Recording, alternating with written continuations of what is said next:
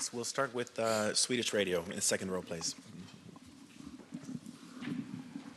Mr. Secretary General, how does the statement from the leader of the Swedish Democrats that he wants to stop the construction of new mosques, even confiscate and demolish mosque buildings, affect the possibilities of a final decision soon on a Swedish NATO membership in Turkey? And what do you think about the statement in general? And the second question, the increased migration, as you mentioned, the pressure we'll see in Finland from Russia, how will it be raised at the meeting, and in what way is it comparable with the situation with Belarus 2 years ago, according to you? Thank you.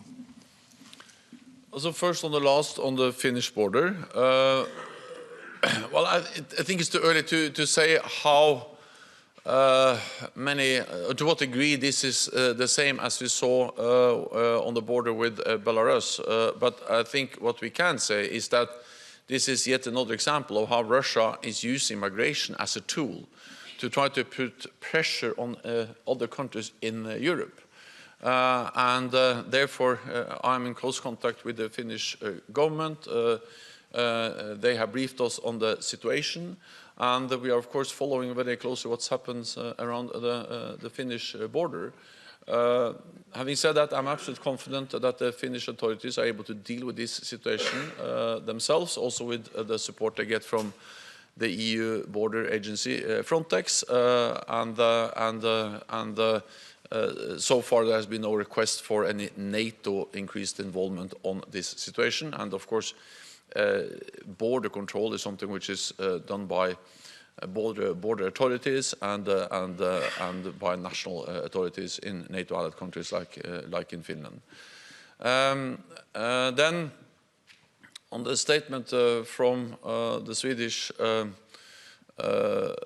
also leader of the Swedish political party, I will just say that I will not go into domestic discussions, but I believe in freedom of religion, but freedom of expression, and these are also core NATO values: democracy, freedom, democracy, and these are actually fundamental rights which shall be protected throughout the alliance.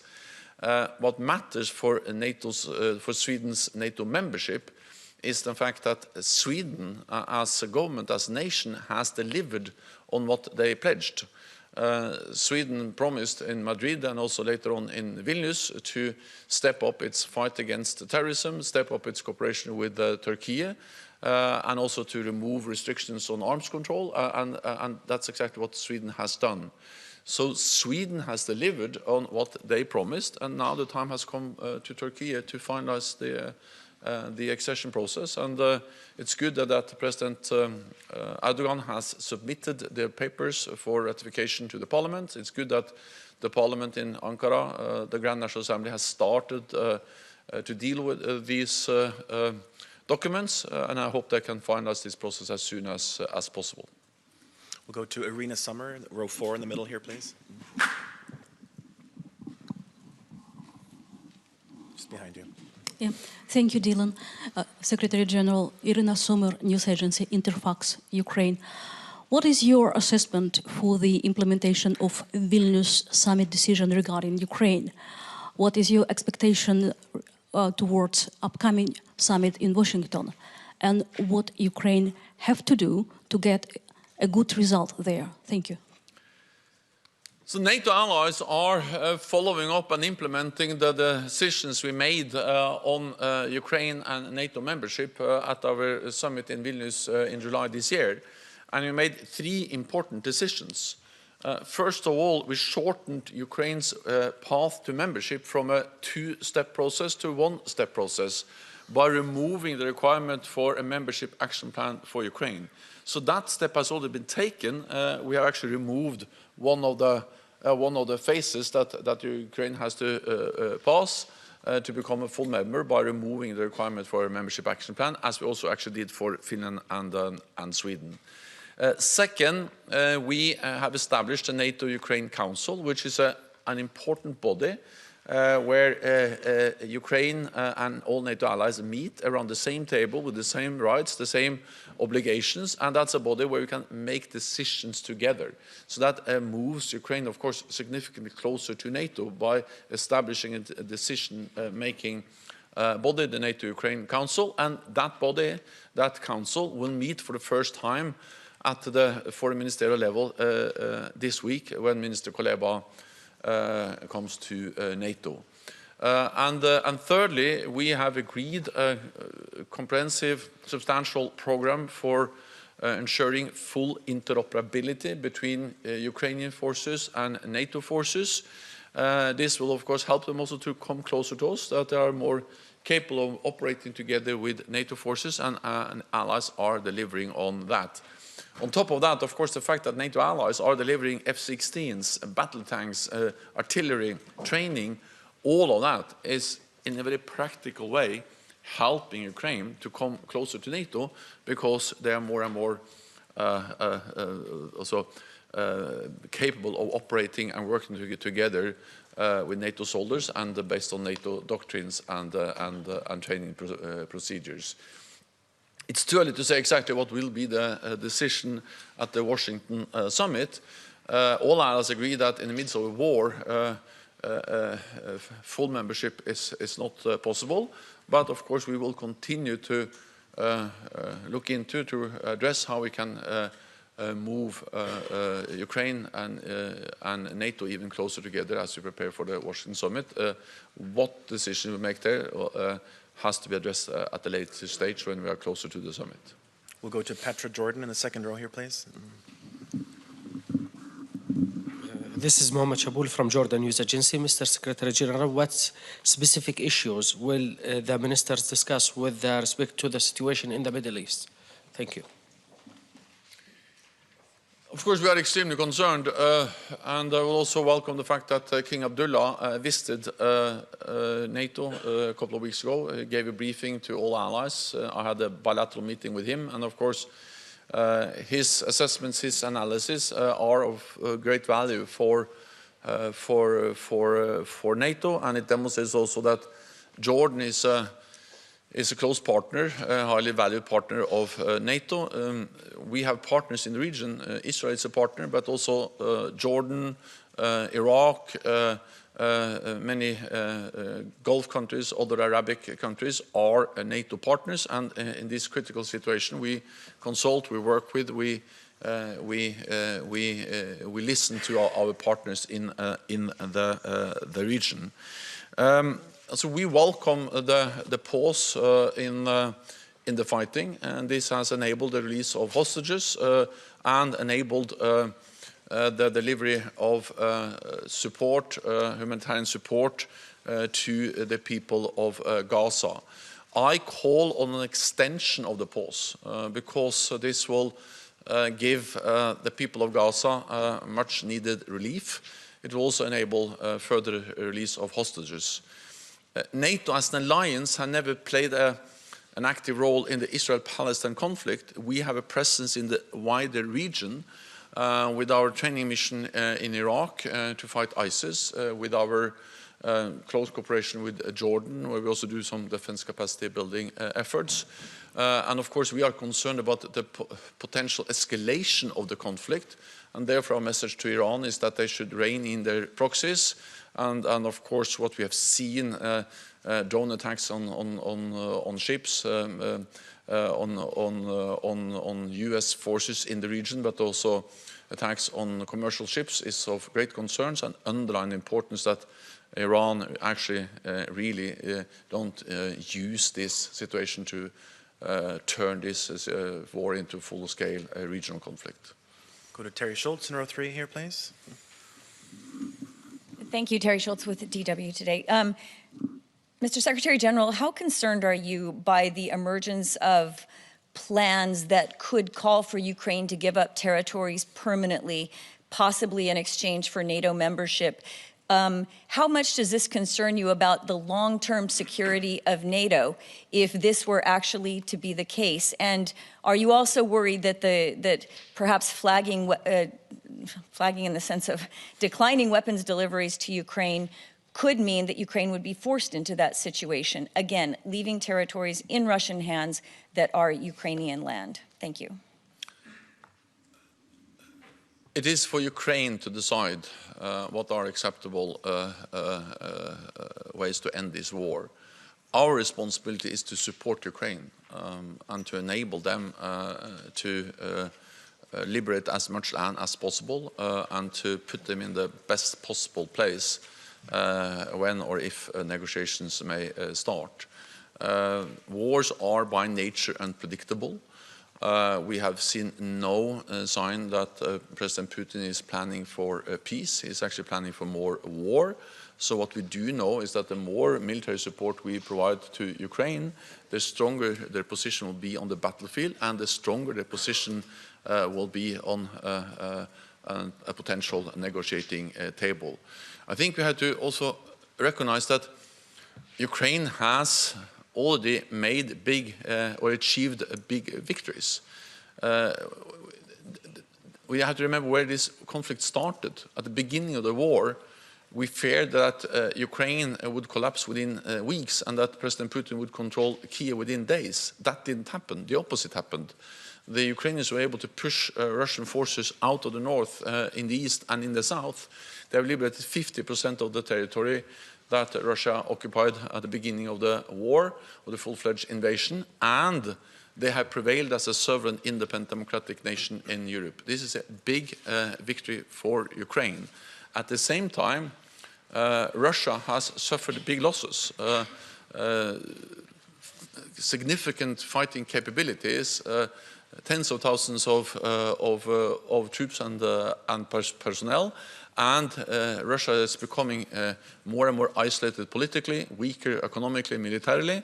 So in total, what we have seen is big defeats for Russia. They have not achieved their strategic goal to control Ukraine, and the Ukrainians have achieved a lot. Again, it is for Ukraine to decide. Our responsibility is to put them in the strongest possible position, and therefore I welcome the continued support from NATO allies. We'll go to Reuters here in the third row, please. Andrew Gray from Reuters. Secretary General, you said that Ukraine has achieved big victories in this war, but it hasn't achieved any big victories this year in the counter-offensive. General Zaluzhny himself talks about a stalemate. So what is NATO content with that state of the war? And if not, what is NATO and what are NATO allies willing to do to break the stalemate? So what we see is intense fighting. There is an extremely difficult situation along the front line, especially in the east. We see high casualty numbers and some of the most intense fightings that we have seen throughout the whole war has actually taken place over the last weeks and couple of months. This happens at the same time as the front line has not shifted in any significant way. So I think we need to distinguish between the fact that the front line is not moving so much and the fact that actually there is very heavy fighting going on. Again, we are impressed by the bravery, the competence of the Ukrainian forces, and also their ability to actually strike behind the Russian lines, deep into Russian-controlled territory. And of course, military achievements can partly be measured in square meters, but also on the losses you are able to inflict on your adversary. And yes, the front line has not moved so much, and of course we would like them to liberate as much territory as possible, as quickly as possible. But even though the front line has not moved, the Ukrainians have been able to inflict heavy losses on the Russian invaders, both measured in personnel and casualties, but also in taking out fighting capabilities. So these are significant gains, and also been able to push back the Black Sea fleet from the Russian fleet from big parts of the Black Sea.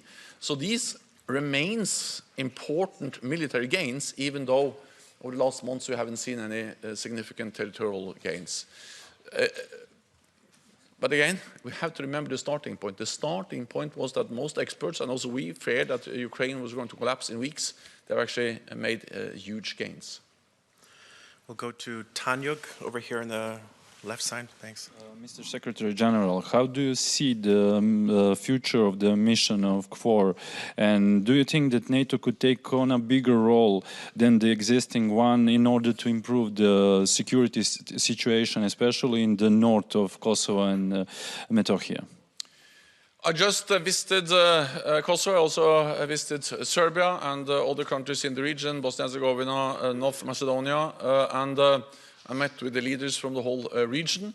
And my message is that, of course, NATO will do what's necessary to maintain stability in this region. It is important for NATO. We have a history there, we have a presence there, and we have just recently increased our presence in Kosovo by adding 1,000 extra troops. We are now assessing whether this should be a more enduring increase, whether there is a need for any particular new capabilities, but we have already taken important steps by increasing our presence. We also urge both Pristina and Belgrade to engage in good faith in the EU-facilitated dialogue, and we also believe that the proposal for association of Serb majority municipalities or could be an important step forward in moving this dialogue in a more constructive direction. My message, again, both in Pristina and in Belgrade, was that both parties must refrain from inflammatory rhetoric and must, of course, not conduct any actions that can further increase tensions in the region. We'll go to Telegraph in the fourth row in the middle here, please. Thank you for the question. The flare-up of new conflicts increases the likelihood of a global conflict between NATO and Russia. How do you assess the alliance's preparation for the possible Third World War, and is it being discussed in the context of the continuation of the conflict in Ukraine? Fundamentally, NATO has two main tasks when it comes to the war of aggression against Ukraine. One is to support Ukraine, as we have done since the beginning of the war, and actually many others provided significant support to Ukraine also before the full-fledged invasion. And we continue to provide support to Ukraine. The other main task is to prevent escalation, to turn this conflict to prevent this conflict from turning into a full-fledged war between Russia and NATO. Because that will cause even more suffering and death and destruction. And we are preventing escalation of this war by sending a very clear message to Moscow that we are ready to defend every inch of NATO territory. And we have demonstrated that not only in words but also in deeds by increasing our military presence in the eastern part of the alliance.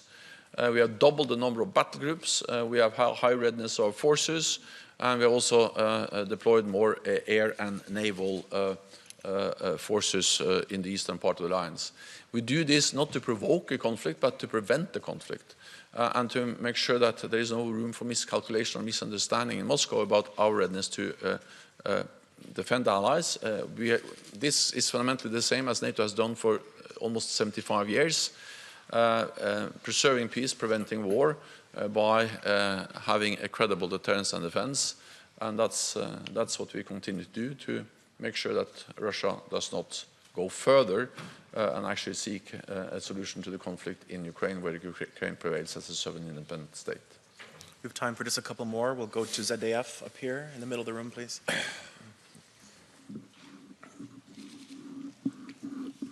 Thank you very much. Florian Neuhan, ZDF German TV. Mr. Stoltenberg, once again on Turkey. You yourself have raised the hopes that Sweden could celebrate its accession to NATO on this foreign ministerial, but now again Turkey has disappointed and hasn't delivered. Are you disappointed? I mean, President Erdogan himself has promised to you a rapid accession process. Are you disappointed, and what can you do to accelerate this process?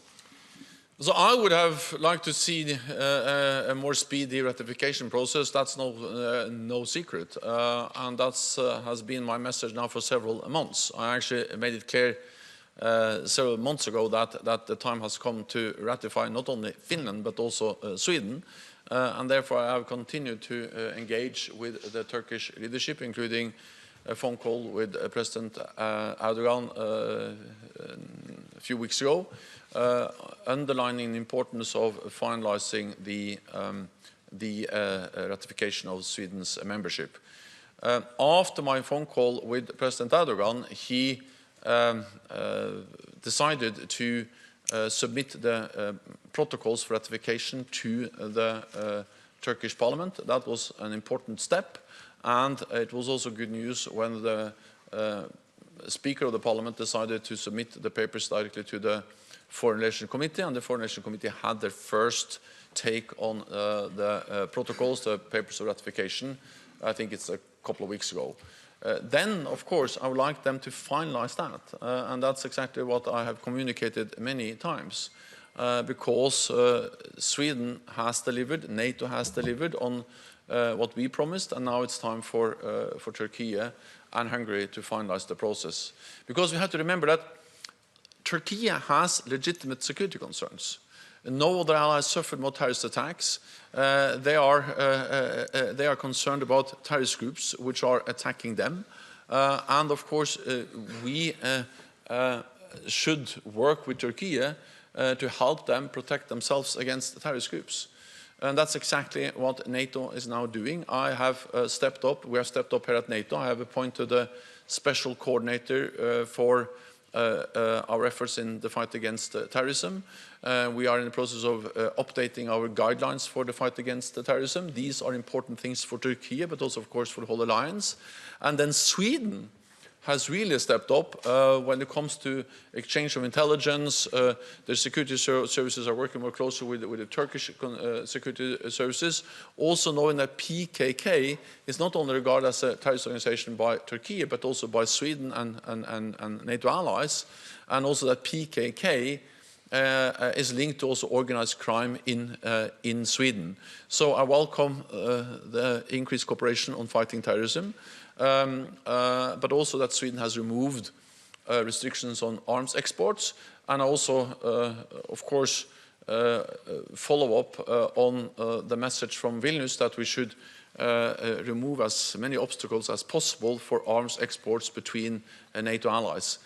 All of this has been followed up from NATO, and therefore my message remains that Turkey should finalize, and I'm expecting that this will also be a very clear message that will be conveyed to Foreign Minister Hakan Fidan when he arrives here at the NATO Foreign Ministerial meeting, where allies will express their need to see a speedy finalization of the ratification. Final question today goes to Frankfurter Allgemeine Zeitung in the middle of the room, please. Thanks a lot, Thomas Kutschka, Frankfurter Allgemeine Zeitung. Secretary General, do you sense a willingness among NATO member states to equip Ukraine with what it needs for another counteroffensive next spring? And how do you assess General Zelensky's recent statement that to break out of the stalemate, Ukraine would need new types of weapons, that the weapons of the past that have been delivered so far are simply not enough to actually change the situation on the battlefield? Thank you. So what I see when I travel and meet NATO allies is an unwavering commitment to support Ukraine with unprecedented level of military support. And just a recent announcement by Germany, 8 billion extra, and then added with 2 billion extra from the Netherlands. So just over the last couple of weeks, we have had 10 billion extra euros for military support to Ukraine, announced by two important NATO allies. Then you have the air defense coalition, which is not only looking into how can we sustain and provide ammunition and and the spare parts to existing air defense systems, but how can we also add more and more advanced air defense systems to Ukraine, which will enable them partly to protect their civilians, their cities, but also to protect their economy, the critical infrastructure, and also protect their own defense industry. It's enormously important to do what these 20 NATO allies are doing to establish this air defense coalition, to organize, facilitate more air defense support.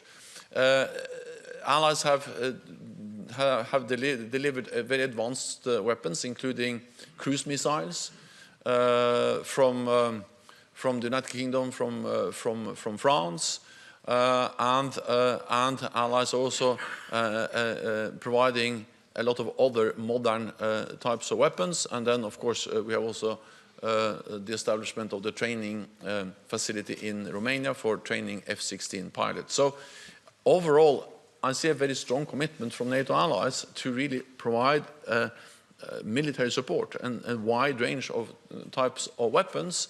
Then, of course, what we have seen is that even with this substantial, significant military support from NATO allies, they have not over the last year been able to move the front line. And that just reflects the fact that we should never underestimate Russia. Their defense industry is on a war footing. They are able to resupply their forces with ammunition and new capabilities. They have got significant amount of ammunition from North Korea, and there is a willingness to sacrifice people in this operation, which also makes it hard for the Ukrainians to achieve the territorial gains we all hope for. But rest assured, I'm absolutely certain that the message from NATO allies at this meeting, but also when we gather later on at the Washington summit, is that we need to stand by Ukraine. It is in our security interest that President Putin does not win this war. Then just one thing about technology. I think that, first of all, we are providing Ukraine with more and more advanced systems.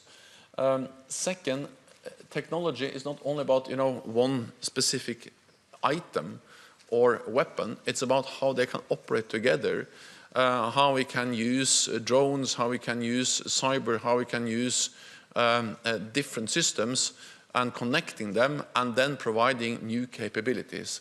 And allies are also working on that.